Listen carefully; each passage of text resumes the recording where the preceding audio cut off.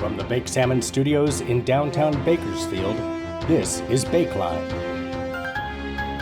Here's Stoned Phillip. Good evening and welcome to Bakeline. I'm really Stoned Phillip. See the dreadlocks? Derp derp der. And I'm BakedSalmon. Oh my god, what did I just say? Get out of here! What happened? Shh. Here's BakedSalmon. Good evening. Again. I'm BakedSalmon. For reals. Imagine for a moment you decide to go through the drive-thru of your local restaurant. You place your order and get your food and get on the road. Then you realize you got the wrong order. You turn around, get back in the drive-thru and complain. The kid on the speaker advises you to quit whining and eat a dick. You get up to the window and you tell the manager what happened, and the response is, "He's been fired. Would you like to order anything? Perhaps a $5 chalupa box?" Un-frickin' acceptable, right? Put a pin in that. Tonight, we take a closer look at someone I once had a lot of respect for. A man whose past work continues to amuse me, impress me, but now resembles a YouTube version of Maury Povich. Please join me and have a seat with This Has Been.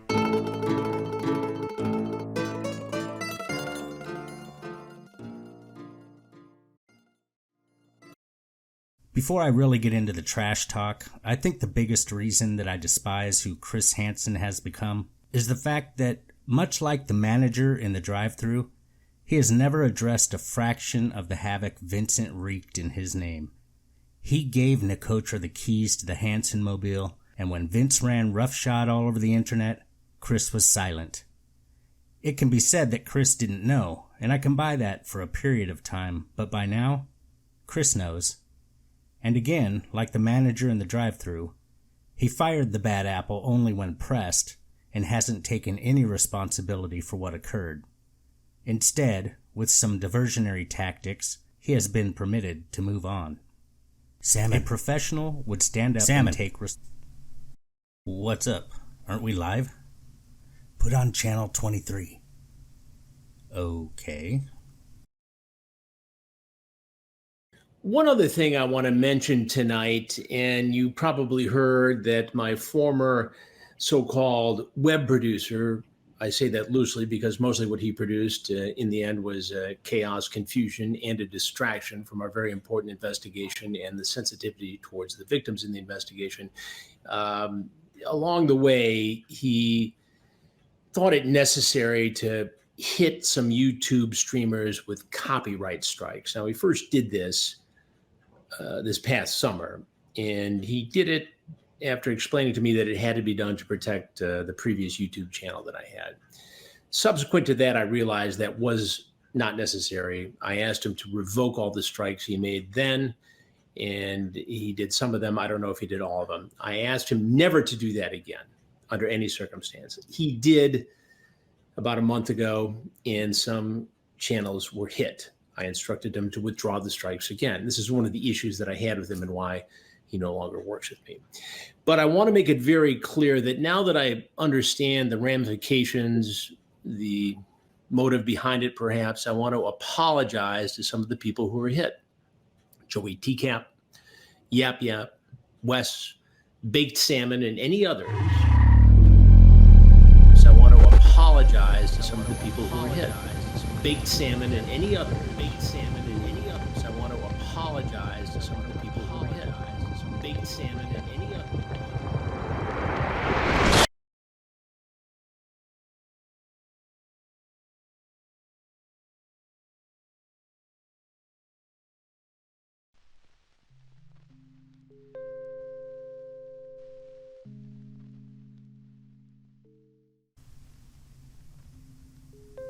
Wow.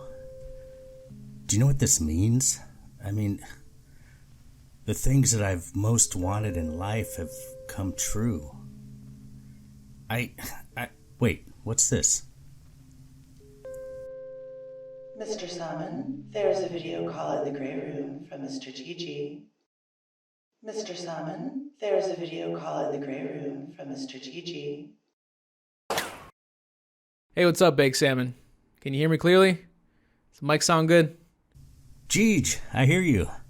The one and only Mista GG on the line live via satellite. Sir, how the hell are you? This video already get taken down? By the way, I'm fine. First off, I cannot express the gratitude that I feel for your attention to the TCAP community and specifically to my channel. I had only about, 200 subscribers the first time that you made a video about the channel being struck down last year.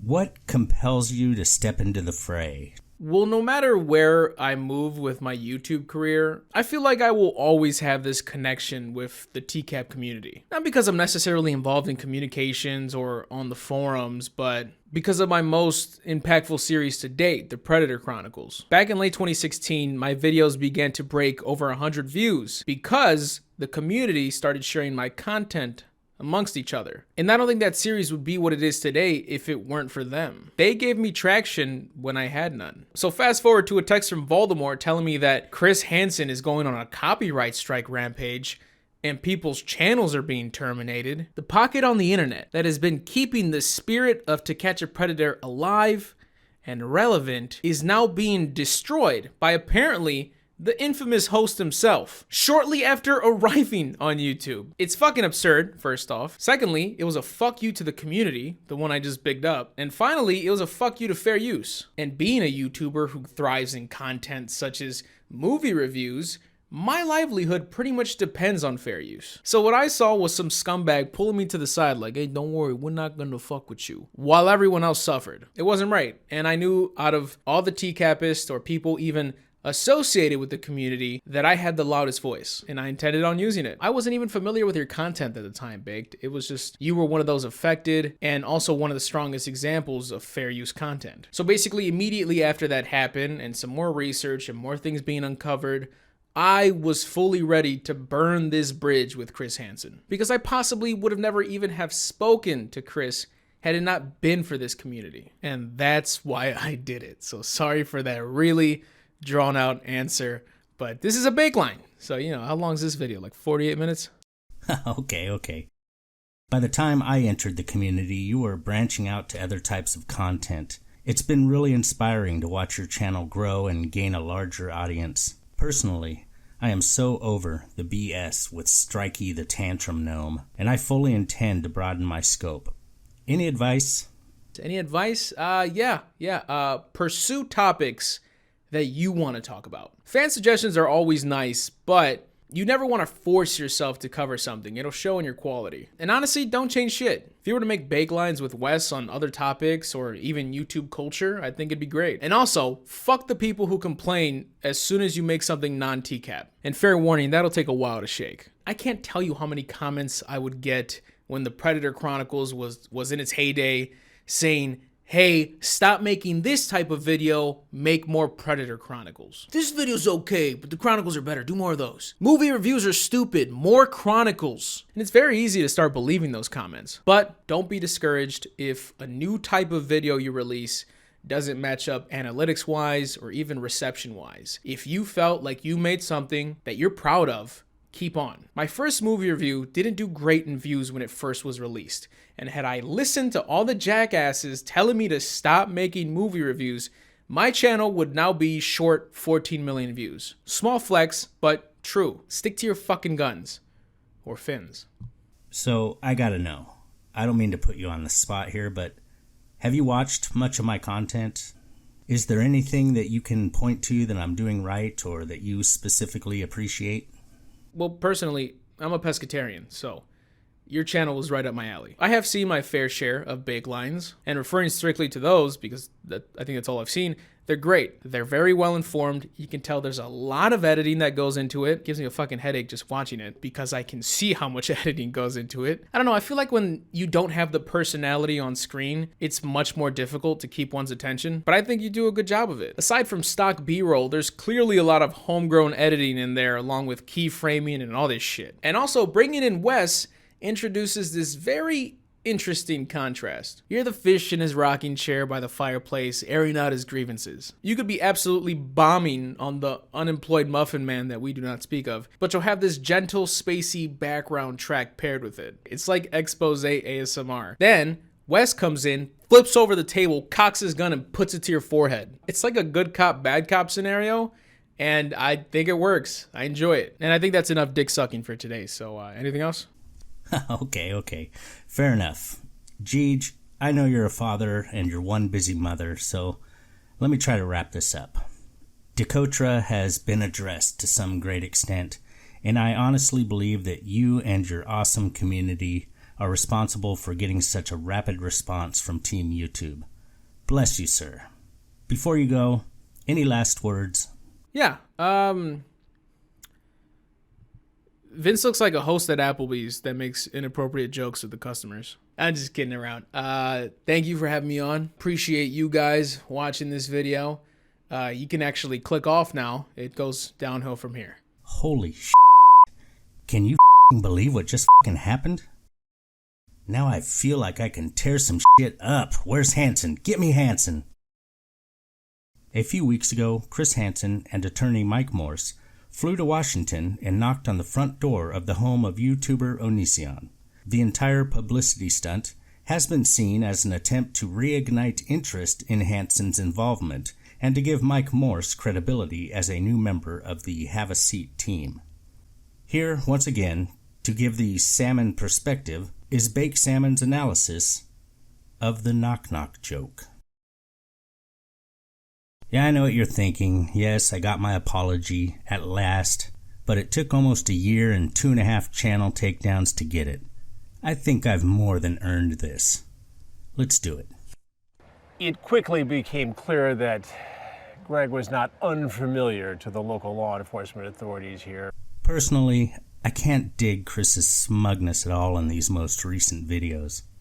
They were aware of his YouTube antics, the allegations of inappropriate contact with young women. If you are anti-Onision and enjoying this ride that Hansen is taking you on, you gotta question why he would say such a thing and not show the footage of them saying that. I mean, you can record the police, right?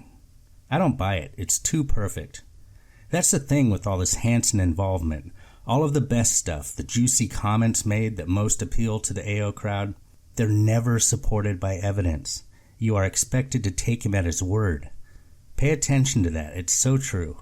The other thing that stands out to me is that Greg is about as brave in person as you'd expect. Greg is about as brave as you could expect. That's such a stupid thing to say. It is the Chris Hansen equivalent of a rock band saying,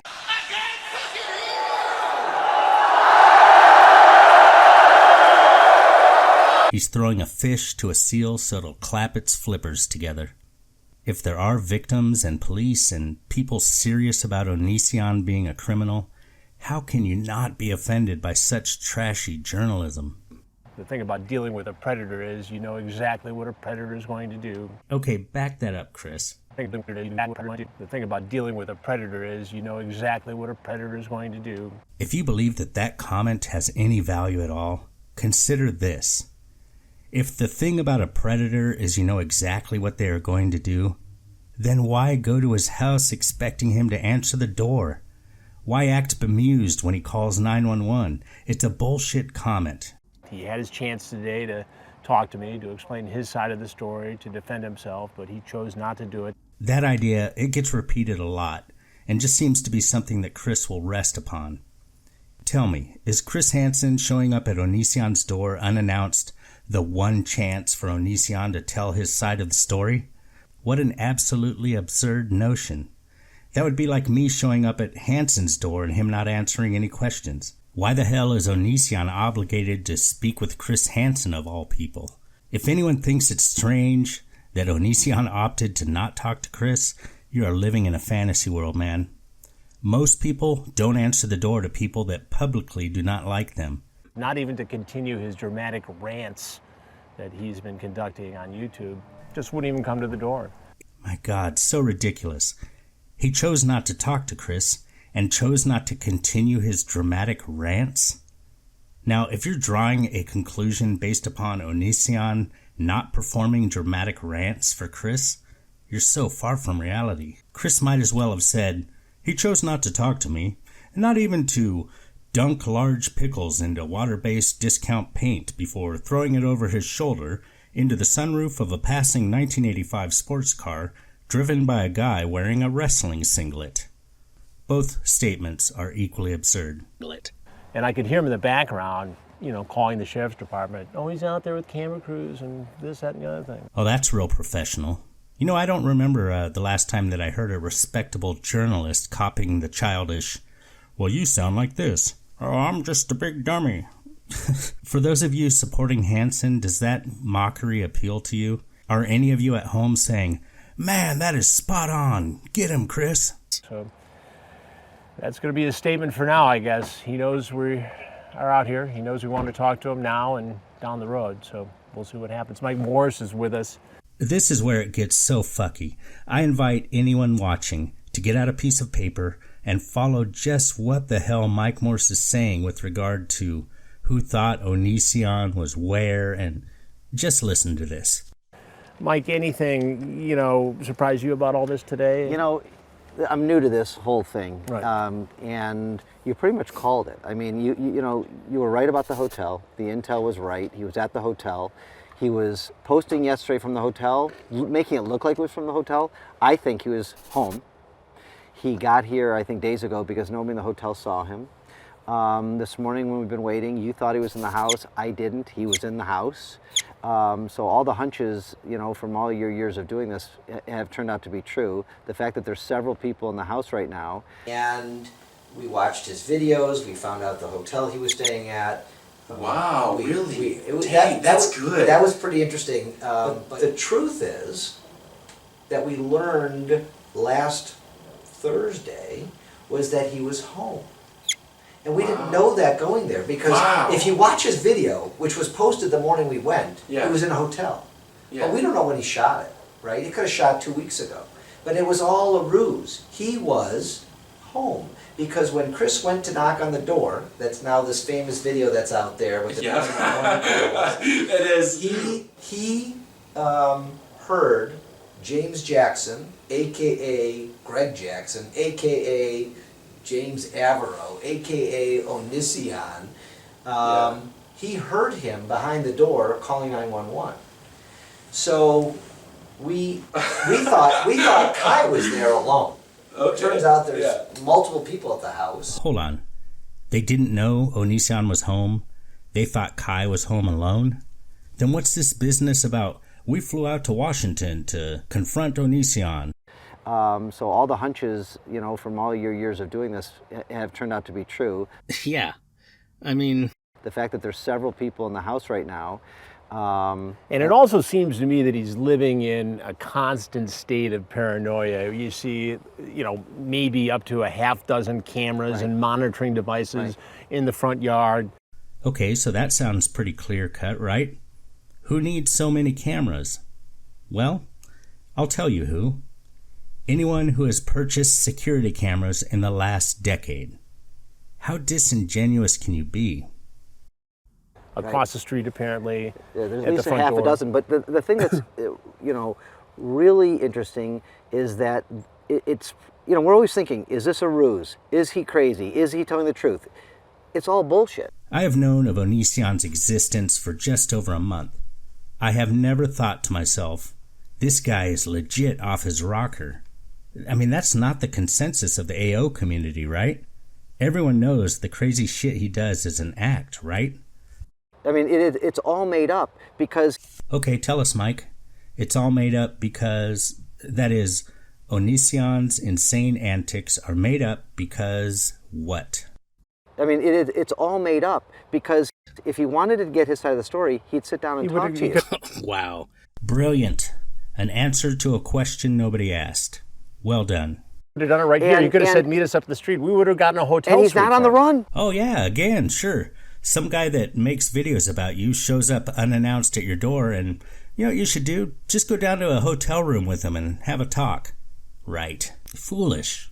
He's home. No. We just proved That's he's the home. other clear thing is He's that home. all this stuff about him being penniless and Kai divorcing him and all that. Kai is right in the house with the kids right now with... And he's not home because of us chasing him. He didn't, he didn't know. So he's home and he's not homeless. It would be my educated guess that he had no idea we were in town until I knocked on that door. I agree 100%. No clue. You know, actually, I have a confession to make.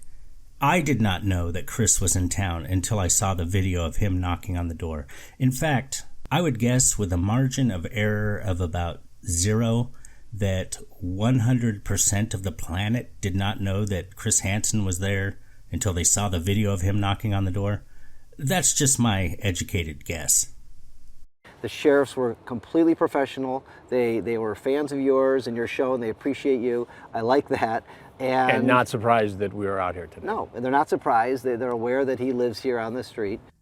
Hey, folks, the police are aware that he lives on that street. There's some information that you wouldn't get anywhere else. Thank God for Hansen and Mike Morse. And, maybe I'll get the email back saying that they're ready for a sit-down because, we still are ready. Yeah. Right? Absolutely. Listen, I'm not an Onision lover. I'm not an Onision hater. I'm a man posing as a fish, trying to show you how ridiculous it is to think that lining up behind Hansen and Morse is going to get you where you want to be. If there are victims of Onision and they have evidence, they need to go to the police. That's it. Thank you, Baked. Very interesting points. That's it for this episode. From all of us at Bakeline, good night.